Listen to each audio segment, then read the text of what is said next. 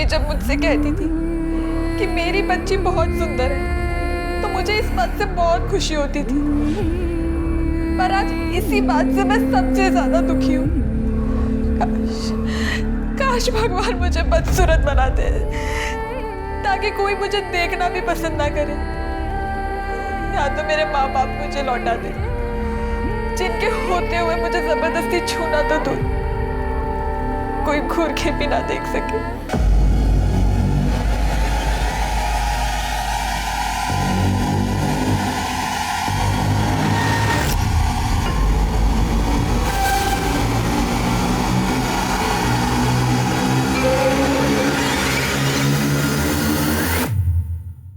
कुछ हुआ है, कुछ तो हुआ है मेरे साथ, मेरे इस शरीर के साथ, पर क्या, कब, किसने, कुछ समझ नहीं आता।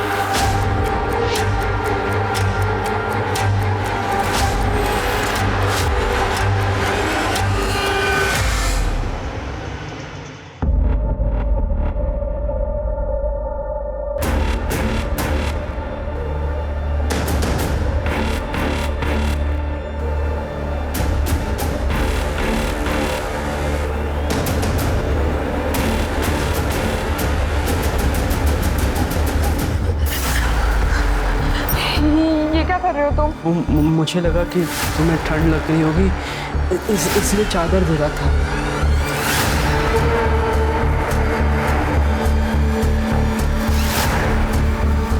क्या कर रहा था तू? अरे तेरी बुआ की बेटी है वो, तेरी बहन है वो, और तू? अरे ऐसा कुछ नहीं है जैसा आप सोच रही हो।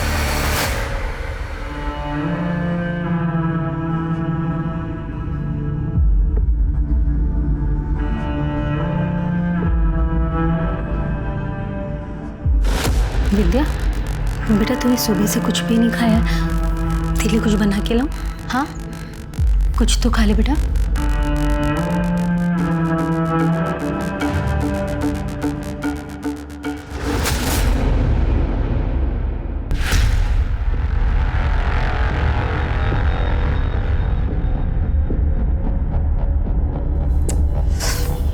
क्या कर रही है यार? तेरे सर पर यही भूत सवार रहता है क्या? सो जा चुपचाप। जैसे कि तुम मेरा सारा भूत उतार ही देते हो। अपने पति के साथ नहीं करूंगी तो और किसके साथ करूंगी? इस आदमी को तो रोमांस करना भी नहीं आता। अरे तो रोमांस है, कोई स्विच नहीं, जब मन आया ऑन ऑफ कर लिया।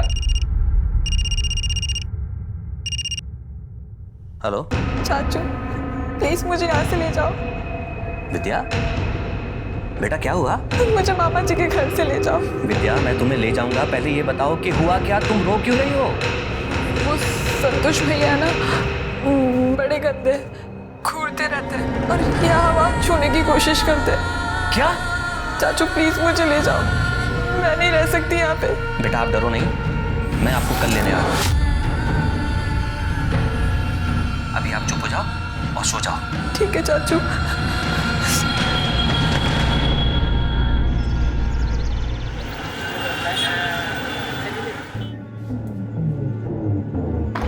विद्या, विद्या! अरे अविनाश, आओ बैठो। सुमन, अविनाश जी आए, उनके लिए चाय पानी का इंतजाम करो। मैं आज चाय नाश्ता करने नहीं आया, विद्या को लेने आया हूँ। विद्या! भाई साहब अभी अभी तो आप आए हैं, क्या बात है, बैठिए ना। विद्या चलो। एक मिनट, क्या कर रही हो? चल क्या रहे हैं? बरदार जब विद्या को रोकने की कोशिश की, दिखावा तो दोनों ऐसे कर रहे हो जैसे तुम्हें पता ही नहीं इस घर में क्या हो रहा था। नाटक करके दिखा रहे हो मेरे सामने। अविनाश, जब वो बहन ही नहीं है ना जिसकी वजह से रिश्ता था, तो अपनी हद में रहो।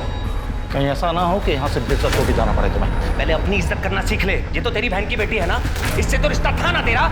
नीच आदमी इस रिश्ते की लाज रख लेता। गलती तुम लोगों की नहीं, गलती मेरी है जो इस बच्ची को इस घर में तुम लोगों के साथ रहने दिया। और तू साले आज के बाद आंख उठाकर भी लड़की को देखो ना तो अच्छा नहीं होगा।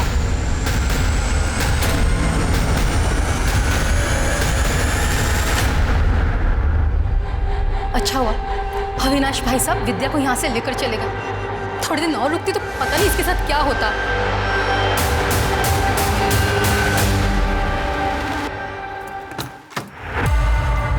आजा बेटा। नमस्ते चाची। मैंने मना किया था ना, फिर भी आप इसको ले आए। मैं तुम्हें कह देती हूँ, मैं इसकी जिम्मेदारी नहीं उठाने वाली, समझे तुम? तुमसे जिम्मेदारी उठाने के लिए कह कौन रहा है? मैं ख्याल रखूंगा इसका। और वैसे भी तुम ऐसा कर क्या रही हो, हाँ? जो इसके आने से बंद हो जाएगा। तुम्हें शर्म नहीं आती इतनी गंदी बात करते हुए? अपनी भतीजी के लिए अपनी बीवी पे इल्जाम लगा रहे हो। बस फालतू की बकवास पसंद नहीं मुझे।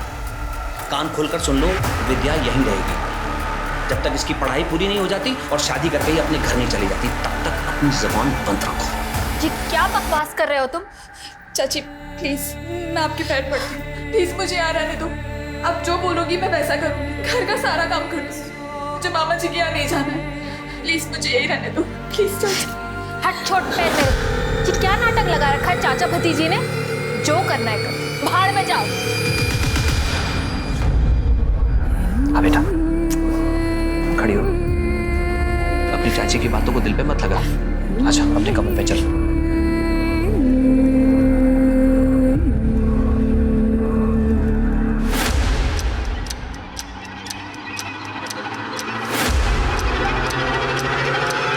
कुछ खो गया क्या ढूंढ रहे हो? नहीं, मैं घड़ी से पहने ही मुझे घड़ी। मैं बताओ। लो बेटा, विद्या हमने प्रिंसिपल से बात कर ली है। कल तुम्हारा 12th में एडमिशन हो जाएगा और परसों से तुम स्कूल जा सकती हो।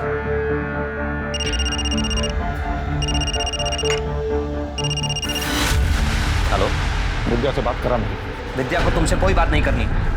देख, ज्यादा कलेक्टर बनने की कोशिश मत कर अविनाश। वो तेरी भतीजी है तो मेरी भांजी भी है। मामा उसका मैं। मामा नहीं साले, कंस मामा है तू। मुझे अच्छी तरह पता है तेरे घर में विद्या के साथ क्या हुआ।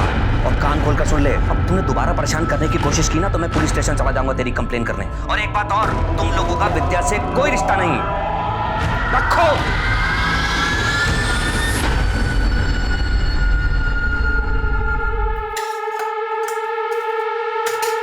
महारानी जी, आराम करके फुर्सत मिल गई हो तो थोड़ा घर का काम करेंगी, या आपने भी अपने चाचा की तरह मुझे इस घर का नौकर समझ के रखा है? ये ले, चुपचाप ये खाना खा और ये सारे बर्तन मांज, समझी? और अगर बिना किचन साफ किए गई ना तो याद रखना।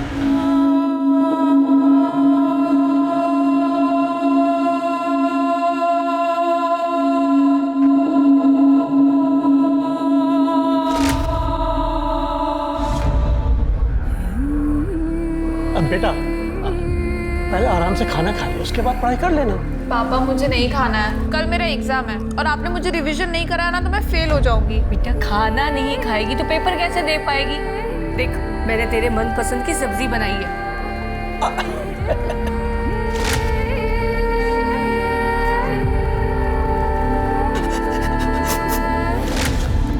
पापा मुझे हॉस्टल नहीं जाना है, मैं यहाँ पे भी तो रह के पढ़ सकती हूँ ना। बेटा बहुत बड़ा स्कूल है वो, अरे बड़ी सिफारिशों के बाद एडमिशन होता है वहाँ पर। और तू जानती है ना तेरे एडमिशन पे मुझे कितनी अप्रोच लगानी पड़ी। तू पैसों की चिंता मत कर, तू अपनी पढ़ाई की चिंता कर। गाँव की जमीन बेची है, पैसा है हमारे पास में।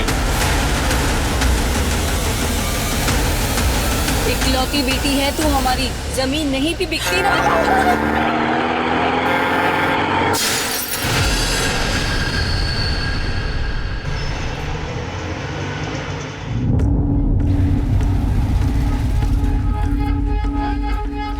अच्छा सुन, मैं ज़रा पंडिताइन से मिलकर आती हूँ, तो ये झोला लेके घर जाओ, ठीक है?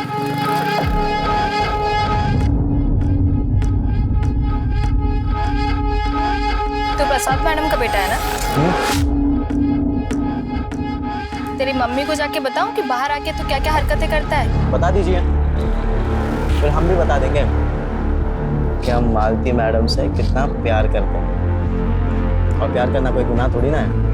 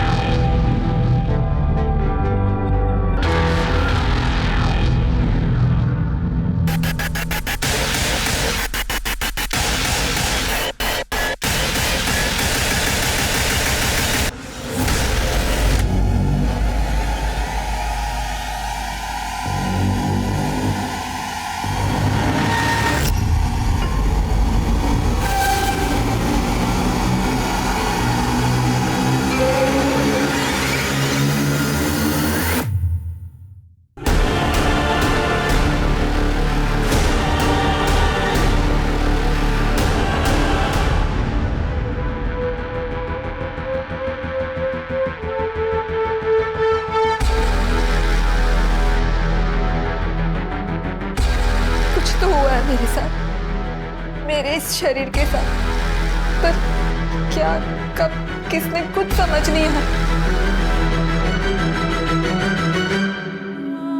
क्या मैं एक मांस का टुकड़ा हूं जिसकी ना कोई इच्छाएं है ना कोई जज्बात?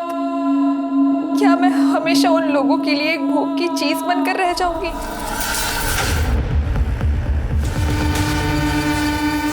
तो क्या लगता है, सुसाइड है? मिश्रा, इतनी जल्दी में क्यों हो? पहले आसपास चेक करो, छानबीन करो, देखो कुछ पता चलता है तो। बॉडी नीचे उतारो। सर, आसपास का पूरा एरिया चेक किया, ना कोई सुसाइड नोट मिला है, ना ही कोई क्लू। बॉडी को पोस्टमार्टम के लिए भेजो और पूछताछ करो, शायद किसी ने कुछ देखा या सुना हो। चलो पीछे पीछे चलो।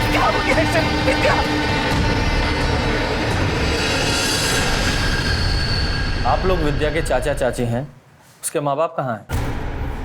सर 2 महीने पहले एक एक्सीडेंट में उनका देहांत। हम दोनों और उसके मामा मामी बस यही केयर टेकर थे उसके। उसकी मामी ने जिद की और उसे अपने साथ घर ले गई ताकि वो उनके साथ ही रहे। तो विद्या वापस कब आई? 1 महीने पहले से। क्यों, वहाँ कुछ प्रॉब्लम थी क्या? सर विद्या ने मुझे बताया था कि उसकी मामी का बेटा संतोष उसे बुरी नजरों से देखता था, घूरता रहता था हर वक्त। बस मैं विद्या को यहाँ सहारनपुर ले आया और यहीं के स्कूल में उसका एडमिशन भी करवा दिया। अच्छा, एक बात बताइए, विद्या को पेड़ पे चढ़ना आता था? मुझे इस बारे में जानकारी नहीं। सर, मैंने एक बार विद्या को छज्जे पर से कुछ सामान उतारने के लिए कहा था, पर वो बहुत डर रही थी। मैंने उसकी मदद भी करनी चाहिए उसे ऊपर चढ़ाने के लिए, पर वो नहीं चढ़ पाई। मिश्रा, ये विद्या अगर एक छोटे से छज्जे पर नहीं चढ़ पाई तो इतने बड़े पेड़ पर रस्सी के साथ कैसे चढ़ी होगी? आई डाउट कि वो चढ़ पाई होगी। ये आत्महत्या का नहीं, हत्या का मामला लग रहा है। तुम एक काम करो, एक टीम लेकर मेरठ जाओ, वहाँ उसके मामा मामी और वहाँ के पड़ोसियों से पूछो, शायद कुछ पता चले। सर। पूजा, सर, यहाँ के पड़ोसियों से पूछो, देखो क्या चल रहा था।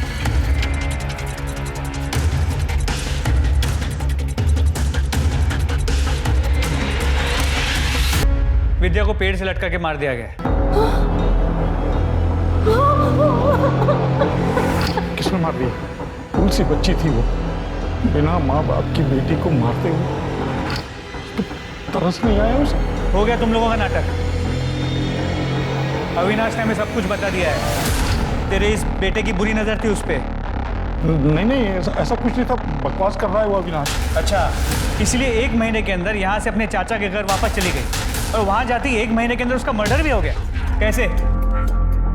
देखिए, ये अविनाश ना एक नंबर का कमीना आदमी है। किसी ने विद्या को हमारे खिलाफ भड़काया और जबरदस्ती उसको यहाँ से ले गया, और हम तो बेटी की तरह पालते थे उसको।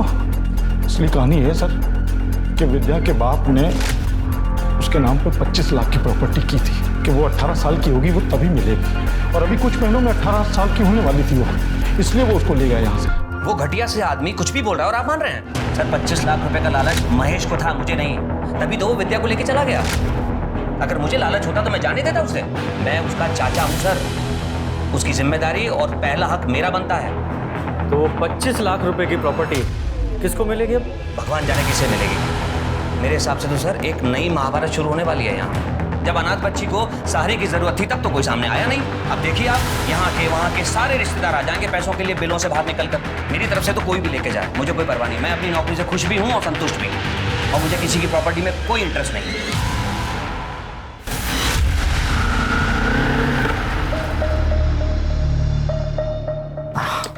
क्या है, जब देखो सब्जियां ढोते रहती हो।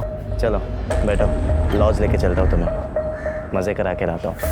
पुलिस ने हमें साथ में देख लिया ना तो हम दोनों के पीछे पड़ जाएगी। सुन, भूल जा मुझे और आइंदा मुझसे मिलने की कोशिश मत कर, समझा? ये पुलिस का चूना ना हमें नहीं किसी और को लगाना, समझे? और मुझे तुमसे जो भी चाहिए, जब भी चाहिए, तुम्हें देना पड़ेगा। एक बार मैं बात समझ में नहीं आती क्या? कहा ना नहीं जाऊंगी तेरे साथ, अब चुपचाप यहाँ से निकल, बेवकूफ कहीं का।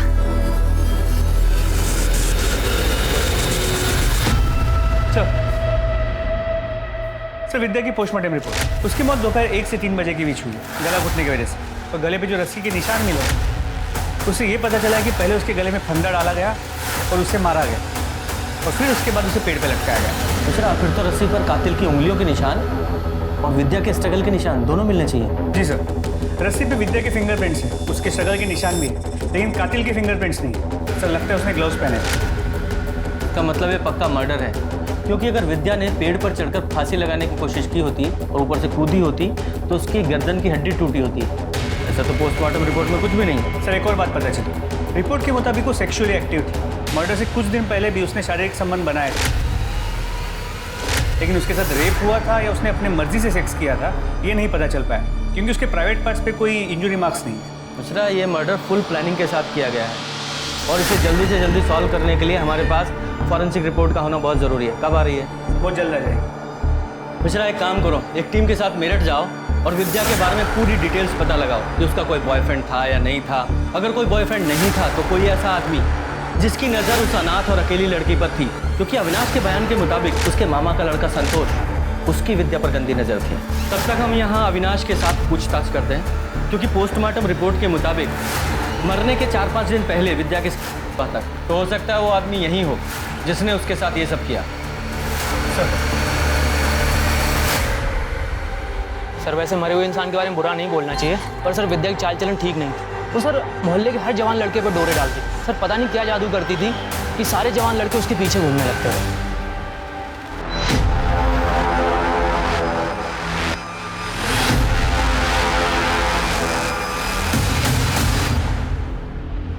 अबे फन्ने का, तेरे बाप की रोड है क्या ये जो बीच में खड़ा है? चल रास्ता छोड़, सुनाई नहीं देता क्या? देखो हैं बे, तेरे से बात कर रहा हूँ। तेरे कानपुर में हड़ताल है क्या?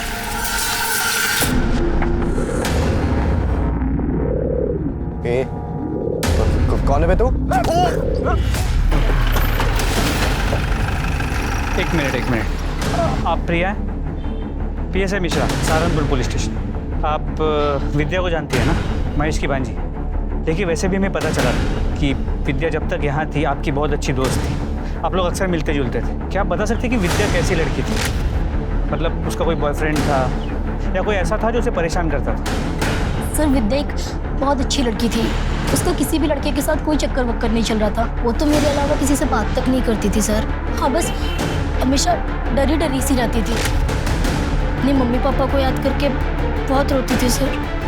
उसने अपने मामा के घर के बारे में कुछ बताया था? बताया था सर, सब बताया था। ओए, वो विद्या है ना तेरी बहन, बुआ की बेटी?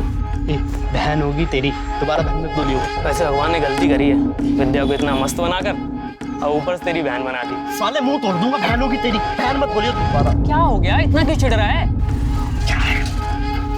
क्या हो गया? एक तो कब से ट्राई कर रहा हूँ, हाथ नहीं लगने दे रही, और ऊपर से तू परेशान कर रहा है। अरे विद्या, तू आ गई? ये देख क्या लाया हूं तेरे लिए मैं, आइसक्रीम। ये ले। मुझे नहीं खानी है। अरे खा ना। मामा जी आप खा लो, मुझे नहीं चाहिए। अरे तेरा इंतजार कर रहा हूं, तेरे लिए लाया हूं। आप खा लो। अरे मैं खिलाता हूँ, मैं खिलाता हूँ।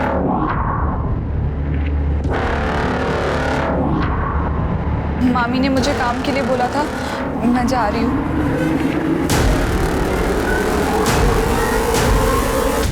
उसने मुझे अपने चाचा चाची के बारे में भी बताया था, तो मैंने ही उसे आइडिया दिया था कि वो अपने चाचा के घर चली जाए ताकि इन सब चीज़ों से बच सके। मतलब विद्या के बारे में दो तरह की इंफॉर्मेशन सामने आ रही है, एक कि वो सीधी सादी और डरी सहमी लड़की थी, और दूसरा इसका उल्टा कि उसका कैरेक्टर खराब था, जो कि हो सकता है किसी का पर्सनल ओपिनियन। लेकिन महेश और संतोष के बारे में दोनों बार सेम इंफॉर्मेशन आई कि दोनों का बड़ा घटिया कैरेक्टर था। एक काम करो, ये संतोष और महेश दोनों के कॉल रिकॉर्ड्स और मोबाइल लोकेशंस निकलवाओ और विद्या के बारे में पूरी डिटेल्स निकालो और ज़्यादा। सर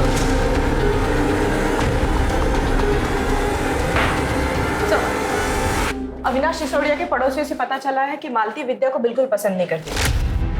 इनफैक्ट वो उसे अपने घर पर भी नहीं रखना चाहती थी, लेकिन अविनाश ने उसे जबरदस्ती अपने घर पर रखा था सर। पूजा, लेकिन इतनी इन्फॉर्मेशन काफ़ी नहीं है। इस मालती के बारे में और डिटेल्स निकालो। ये पता करो कि मालती विद्या को अपने घर से निकालने के लिए किस हद तक जा सकती है, और ये भी पता करो कि विद्या के शारीरिक संबंधों के बारे में उसके चाचा चाची को कितना पता था भी या नहीं। मैडम, ये क्या कह रही हैं आप? ऐसा नहीं हो सकता, विद्या ऐसी लड़की थी ही नहीं। ऐसा हम नहीं, विद्या की पोस्टमार्टम रिपोर्ट कह रही है। विद्या को कोई बॉयफ्रेंड, कोई अफेयर वगैरह? मुझे क्या देख रहे हो? मुझे क्या पता स्कूल जाने के नाम पे क्या क्या करती थी। बताओ, 1 महीना भी नहीं हुआ और क्या क्या सुनने को मिल रहा है। पता नहीं मेरठ में भी क्या क्या गुल खिला के आई होगी। मुझे तो शुरुआत से ही लगता था, शक्ल से जितनी सीधी लगती है ना, अंदर से उतनी घुन्नी होगी। ठीक है, फिलहाल हम जा रहे हैं, जरूरत पड़ने पे दोबारा आएंगे। नजर रखो इस मालती पे। विद्या का तो पता नहीं, लेकिन ये मालती ना शक्ल से सीधी है ना हरकतों से। बहुत कुछ छुपा रही है ये औरत। सर विद्या की फोरेंसिक रिपोर्ट से पता चला है कि उसके पेट में और खून में केमिकल के ट्रेसेस मिले। सर ये केमिकल खास तरह की जड़ी बूटी में पाया जाता है, इसका स्वाद मीठा होता है, और अगर किसी को बिना बताए खिलाया जाए उसे पता भी नहीं चलेगा। और सर सबसे बड़ी बात, इसे खाते ही आदमी कुछ ही वक्त में बेहोश हो जाता है। इसका मतलब ये भी हो सकता है कि विद्या के कैरेक्टर के बारे में जो भी कहानी सुनाई जा रही है वो पुलिस को जानबूझकर गुमराह करने के लिए सुनाई जा रही है। हो सकता है यही केमिकल देकर उसको पहले बेहोश किया गया, फिर उसके साथ रेप किया गया, तभी विद्या के शरीर पर कोई स्ट्रगल के निशान नहीं मिले। एक काम करो, मेरठ और सहारनपुर के जितने भी ये जड़ी बूटी बेचने वाले ना, इनसे पता करो, हो सकता है कोई क्लू मिले। सर टावर लोकेशंस के हिसाब से जिस दिन विद्या की मौत हुई थी उस दिन संतोष और महेश दोनों सहारनपुर के गोविंदपुर में मौजूद थे। तो हो सकता है इन दोनों ने ही इस विद्या का मर्डर किया हो। उठाओ सालों को।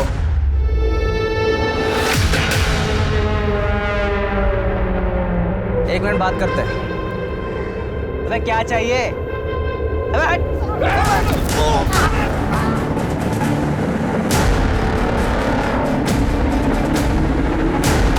मेरे दोनों बच्चों पर जानलेवा हमला हुआ और अभी तक आपने किसी को अरेस्ट नहीं किया। लगता है आप लोगों को आपकी नौकरी प्यारी नहीं। मैम 2 मिनट शांत रहेंगे आप? तो डिटेल में बताओ क्या हुआ था तुम्हारे साथ? सर मैं रोड पे जा रहा था, तब ये चेहरा ढका हुआ आदमी मेरे सामने आया और मुझे मारने लगा। सर कौन है वो आदमी जिसने इन दोनों भाइयों को जान से मारने की कोशिश की, और क्यों?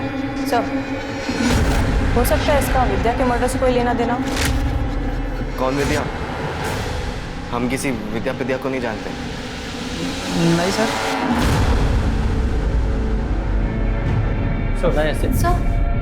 सर ये तो इस महेश की बीवी है, सुमन। ये मेमोरी कार्ड मुझे मेरे अलमारी से मिला। जब मैंने इसे अपने फ़ोन में डाला तो विद्या के कुछ फ़ोटोज़ और वीडियोज़ मिले नहाने के, जो मेरे पति और बेटे ने निकाले। सर गलती हो गई सर, बहुत बड़ी गलती हो गई।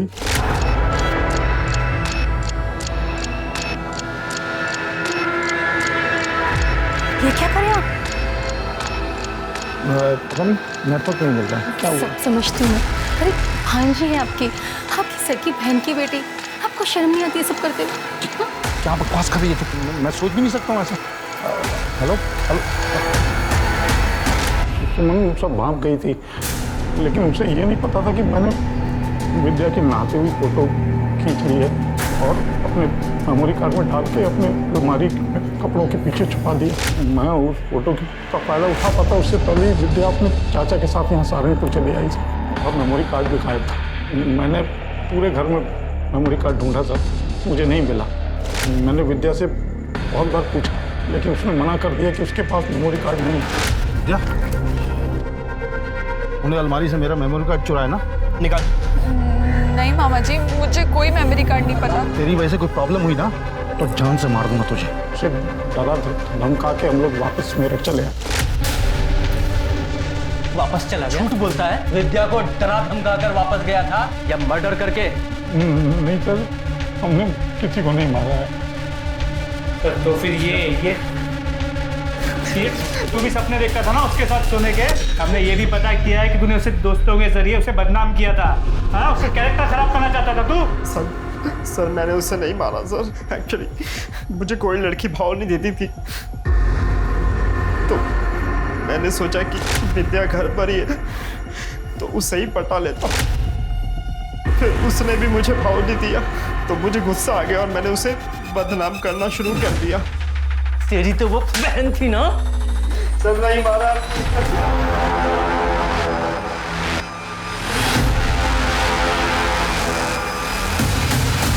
क्या बे, रास्ता क्यों रुका? चल हट, जाने दे। मालती को जानता है तू?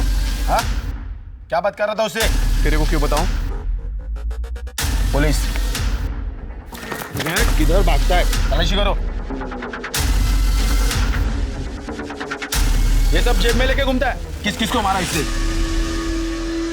सर ये मेरा भाई है प्रकाश। और ये है वो पंच जिससे तुम्हारे भाई ने नितिन और अनिल दोनों को मारा। क्यों मिश्रा, इतनी आसानी से नहीं बोलेगा, थोड़ी खातिर करो इसकी। सर बताती हूँ। बताओ। मेरे पति अविनाश मुझ पर बिल्कुल ध्यान नहीं देते, ना वो मुझे खुश कर पाते तो ना ही बच्चा दे पाते, और इसीलिए मैंने नितिन के साथ अफेयर कर लिया। आगे बोलो। वो है मेरी जिंदगी की सबसे बड़ी भूल थी। हम लौट जाते थे और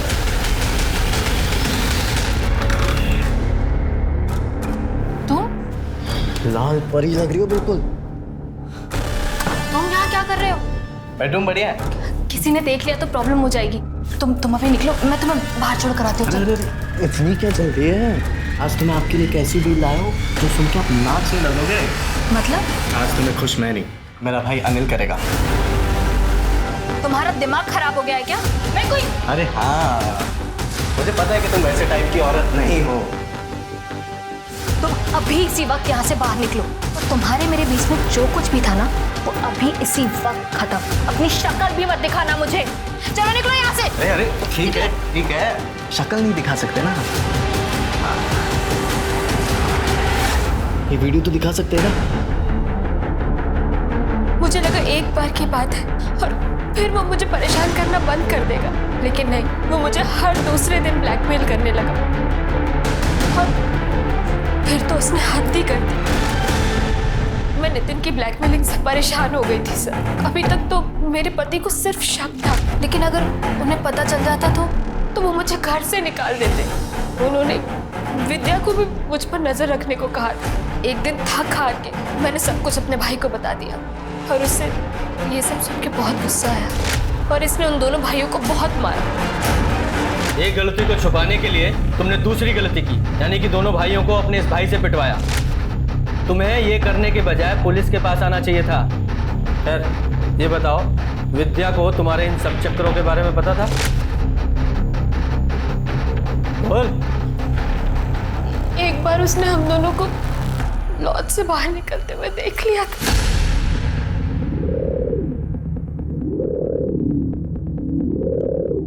सुन, तूने अभी जो यहाँ देखा ना, किसी को बताना मत समझी। अगर तेरे चाचा को पता चला ना, तुझे घर से निकाल दूंगी और भेज दूंगी तेरे मामा के पास।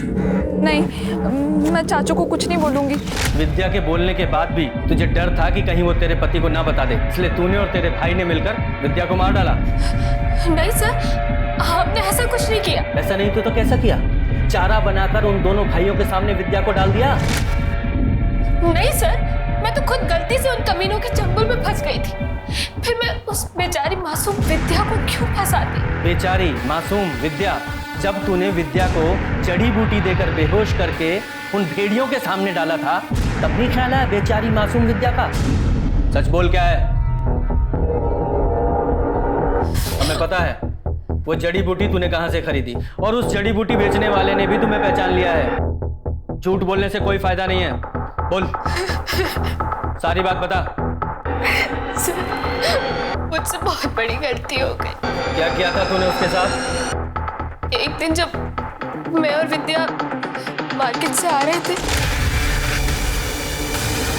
सॉरी। तू कहाँ जा रही है? अच्छा सुन ना, मुझे इसकी मजे चाहिए। बकवास मत कर, वो बच्ची। अबे चुप, अम्मा बनने की कोशिश मत कर। तुझे जो कुछ भी करना है ना, मेरे साथ कर ले, पर प्लीज उसको छोड़ दे। पकड़ो भाई। अगर मैं तेरा वो वीडियो इस सारे शहर में वायरल कर दूं, वो वीडियो अगर इस सारी दुनिया ने देख ली ना, तो वो प्रॉब्लम भी तेरे लिए छोटी नहीं है। क्यों फालतू का रिस्क ले रही है? कल हम घर आएंगे, सारी चीजें तैयार करके रखना। विद्या, ये ले तेरी चाय।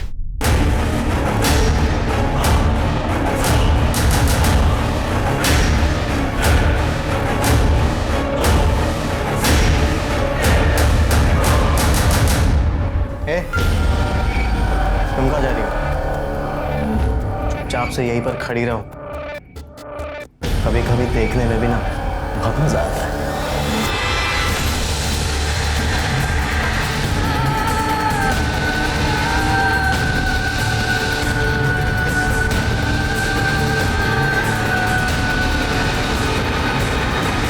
विद्या को जब होश आया तो उसे समझ में आ गया था कि उसके साथ कुछ हुआ है, लेकिन क्या हुआ है, किसने किया है, वो कुछ समझ नहीं पा रही थी। उसने मुझसे पूछा भी, पर मैंने उसे कुछ नहीं बताया। उसके बाद भी नितिन और उसका भाई हमारे घर कई बार आए और विद्या के साथ जबरदस्ती की। सर, उसके कुछ दिन बाद विद्या का मर्डर हो गया, पर सर उसके मर्डर में मेरे और मेरे भाई का कोई हाथ नहीं। मैं सच कह रही हूँ, हमने कुछ नहीं किया सर। तुझे पता भी है तूने किया क्या है? तेरी वजह से एक अनाथ मासूम बच्ची की जिंदगी बर्बाद हो गई। मिश्रा, ये नितिन, उसके भाई और उसके दोस्तों को ब्लैकमेलिंग और रेप के चार्ज में अरेस्ट करो, और साथ में इन दोनों को भी अंदर डालो। हम अपने रिश्तेदारों से प्यार और भरोसे की उम्मीद रखते हैं, पर मुझे क्या मिला? सिर्फ विश्वासघात। मेरे इस शरीर को दरिंदों के सामने मांस के टुकड़े की तरह फेंका गया, जैसे मैं कोई इंसान नहीं, हवस बुझाने वाली एक चीज हूं। क्या बता? अबे बताना, बोल, बता। सर, हमें तलब लग गई थी, तो मालती के बाद हमें विद्या पसंद आ गई थी, इसलिए हमें विद्या के साथ। ये तूने मालती को ब्लैकमेल किया और विद्या के साथ रेप किया, और तुम लोगों का भांडा ना फूट जाए इसलिए उसको मार डाला। नहीं सर, हमने नहीं मारा उसे सर, हमें जो चाहिए था वो तो मिल ही रहा था ना सर, तो हम क्यों मारेंगे सर उसे? सर, वो तो ना हमारी शक्ल पहचानती थी ना नाम जानती थी। विद्या तुम्हारे नाम और शक्ल नहीं पहचानती थी, लेकिन मालती तो तुम्हें अच्छे से जानती थी ना। सर, हमने नहीं मारा है विद्या को, और जिस पर विद्या का मर्डर हुआ था तभी तो हम सिनेमा हॉल में फिल्म देख रहे थे। सिंह, इनकी अच्छे से तोड़ाई करो। मिश्रा, इनकी सिनेमा हॉल वाली स्टोरी की अच्छे से जांच करो कि इसमें कितनी सच्चाई है। जी सर।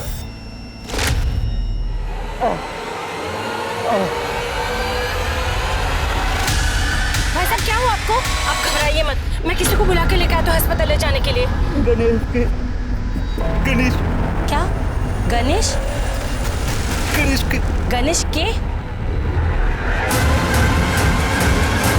अरे ये तो मर गया।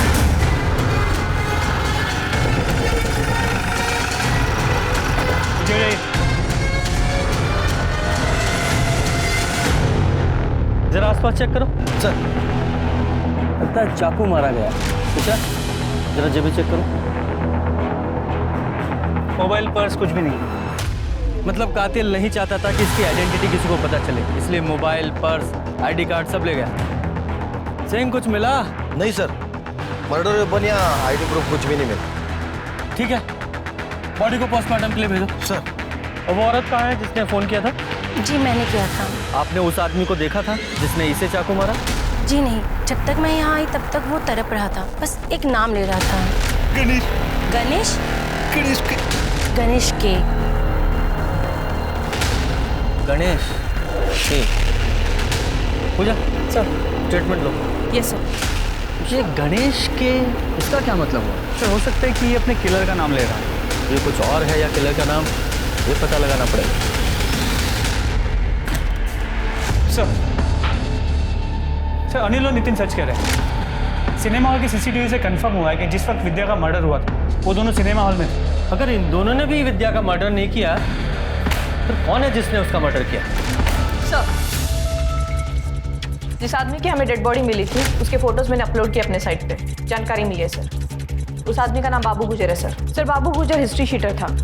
गौर करने वाली बात यह है कि विद्या के माता पिता का 3 महीने पहले जिस ट्रक एक्सीडेंट में मौत हुआ था उसका ड्राइवर बाबू गुजर था।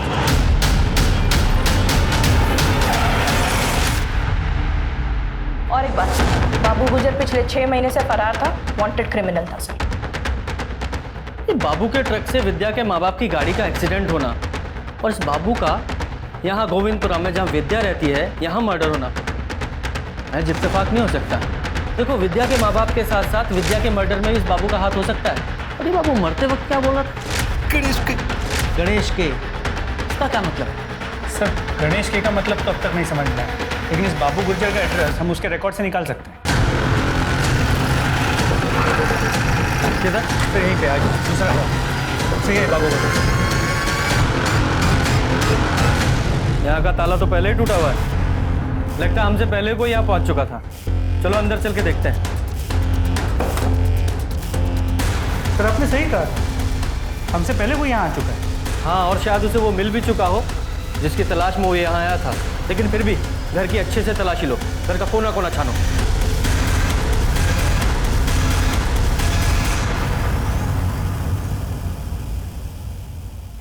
गणेश के।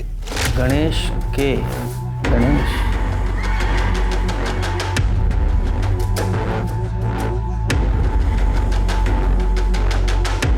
गणेश के पीछे।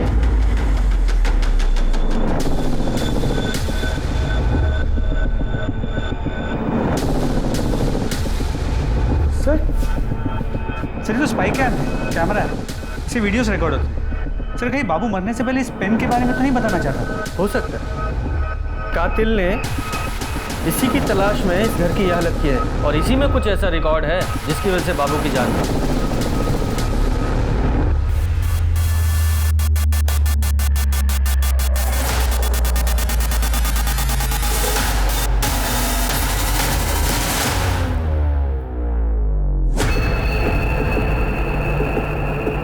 अब बोल। सहारनपुर दिल्ली हाईवे के लिए सरकार ने बहुत सारे लोगों से जमीनें ली थी और अच्छा खासा मुआवजा भी दिया था। हमारी भी जमीन ली गई थी, लेकिन मेरे हिस्से में क्या आया? चंद टुकड़े। जानते हैं क्यों? क्योंकि मेरे अपने ही भाई ने धोखा देकर सारी जमीन अपने नाम करा ली।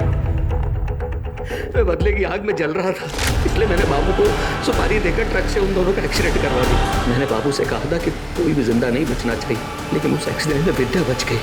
उसके जिंदा बचने से ना मुझे पैसा मिला और ना प्रॉपर्टी, और ऊपर से बाबू रोज पैसों के लिए तकादा कर रहा था। मेरे घर के आसपास घूमने लगा, मंडराने लगा।